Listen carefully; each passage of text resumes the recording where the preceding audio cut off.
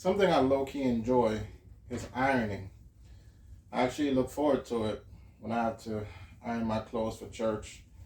I find it somewhat therapeutic, which is very nice and calming for me.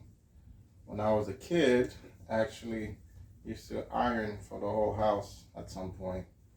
I used to enjoy just sitting on the floor with a pile of clothes next to me, watching television, and just ironing all the clothes for the house. And this whole time, I didn't realize that there was such a great lesson in ironing. And so shout out to my guy, Jonathan Kwaku, who just this past Sabbath was preaching, and he used ironing as an analogy to tie his whole sermon and describe how, the clothing needs heat from the iron in order to get the wrinkles out. But if the clothing could speak, the clothing would not be speaking very fondly of the iron and the person doing the ironing, because the heat is hurtful to the clothing. The heat is overwhelming for the clothing. But the ironer knows that it has to turn up the heat in order to get the wrinkles out of the clothing. And he tied that in to explaining how God has to do that in our lives. How God, knowing that it might be painful, it might be overwhelming, it might be harmful from the perspective of how we feel about it, he knows that ultimately, in the end, in order to get these wrinkles out of our lives, the personal wrinkles of our own faults of characters, but also the things that we struggle with, that he has to put the heat on. And as you know, some stuff require more heat than others. Some materials require a little bit more heat than others. And so it takes heat in order to get the wrinkles out.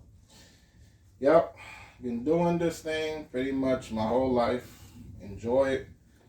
And this message, this lesson was missing the whole time. So today, I just want to encourage you.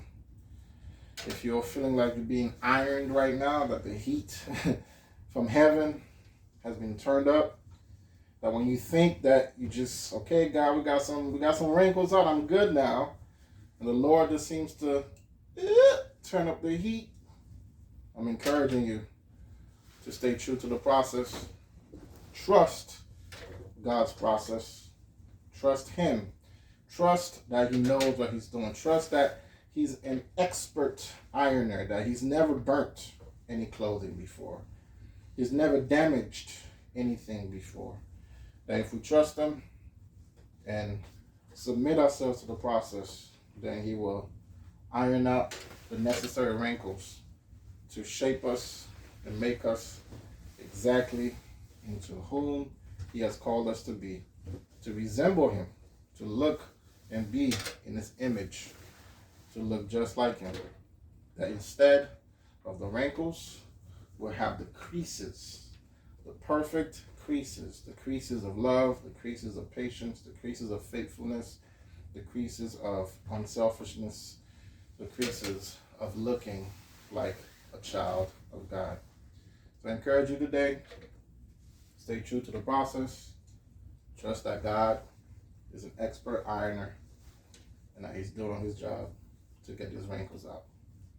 That in the end, the person that you are becoming, the person that you will be, you'll thank God that He took time to iron you out.